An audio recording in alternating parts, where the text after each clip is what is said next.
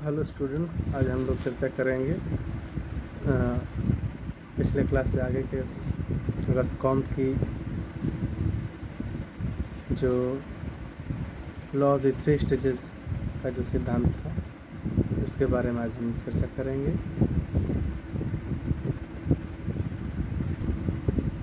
पिछले क्लास में हम लोगों ने चर्चा की थी अगस्त कॉम्ट के 3 स्तरों के नियम के बारे में, जिसमें हम लोगों ने 3 स्तरों में पहला स्तर जो था वो धार्मिक धर्मशास्त्रीय स्तर या काल्पनिक स्तर थियोलॉजिकल स्टेज, और उसके जो 3 सब स्टेज थे उसके बारे में हम लोग चर्चा कर चुके थे, प्रेतवाद या वस्तु पूजा, बहुदेववाद और एकेश्वरवाद की।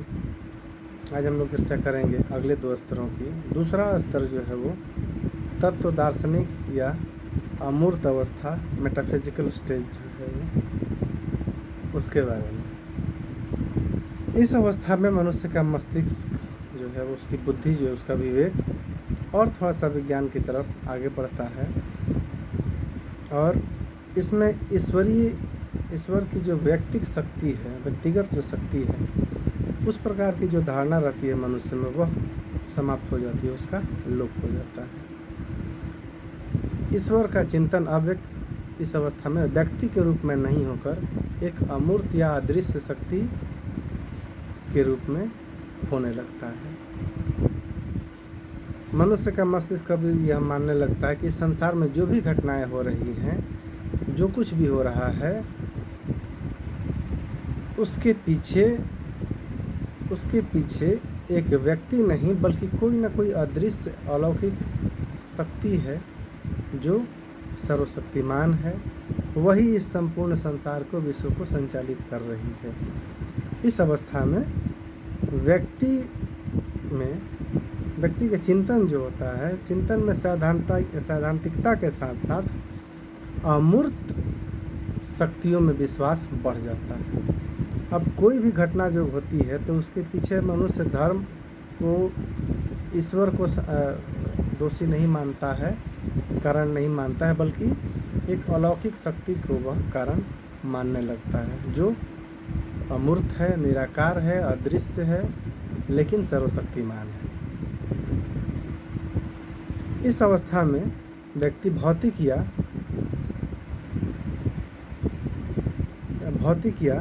वास्तविक जो स्थिति होती है, यथार्थ जो अनुभव होता है, उसके थोड़ा सा और नज़दीक चला जाता है, किंतु उसके द्वारा जो विचार किए जाते हैं, उसके जो निर्णय लिए जाते हैं, उसमें अमूर्त शक्तियों का ही प्रभाव देखने को मिलता है। जैसे कि एक उदाहरण से हम लोग इसको समझें कि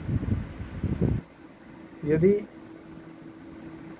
एक व्यक्ति बाइक से जा रहा है और उसका एक्सीडेंट हो जाता है, और एक्सीडेंट के बाद उसकी डेथ हो जाती है, तो अब व्यक्ति जो है इस अवस्था में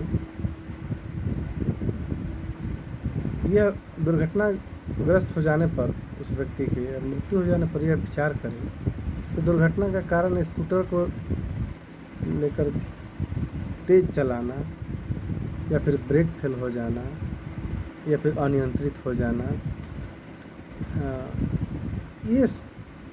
ये अगर ये कारण था तो इसका अर्थ यह है कि अब मनुष्य जो है थोड़ा सा वैज्ञानिक ढंग से विचार करने लगता है, लेकिन फिर वह सोचता है कि स्कूटर तो वह रोज़ चलाता था,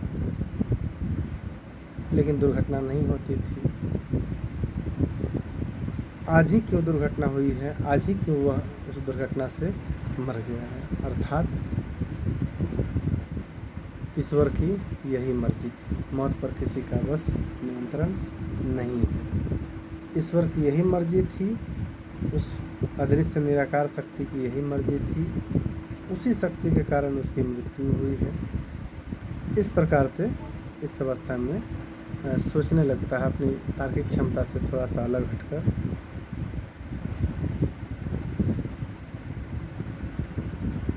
इसलिए कॉम्ट ने लिखा है कि तत्व दार्शनिक अवस्था धार्मिक अवस्था के बाद और वैज्ञानिक अवस्था के पूर्व की स्थिति, अर्थात दोनों के बीच की ट्रांजिशन का जो है वो फेज है, वो अवस्था है। ठीक है।